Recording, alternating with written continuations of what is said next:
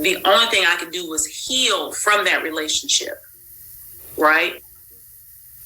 But the first thing that I had to do was realize she was never going to change. I had to give up all hope of her changing, right? And not from a point of, from this defensive way, like, well, she ain't never gonna change anyway, so fuck it, I'm just gonna move on. Not that, because if we're honest, there's still that longing there. There's still a pain there when you remember, when it comes back to your mind, like, damn, I don't have a loving mother. You know, the shame that accompanies that is still there, right?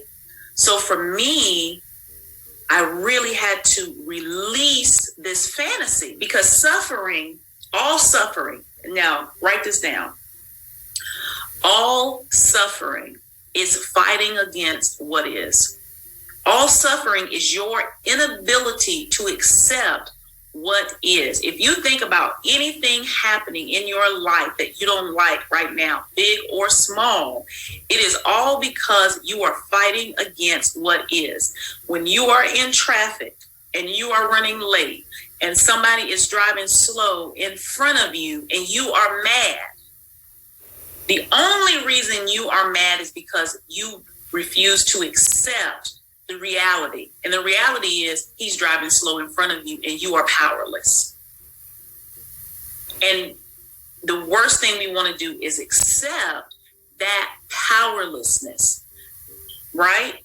Because you're still powerless, but you think if I, rage against the machine, maybe, something will change, which is a childlike trait. Children throw tantrums because it was the only way they had power. If I scream and I holler, I can get the attention and someone can change the situation, right?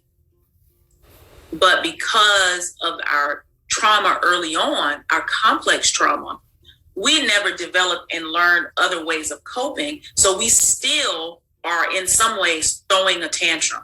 It's just the tantrum is interfacing, right? Don't you think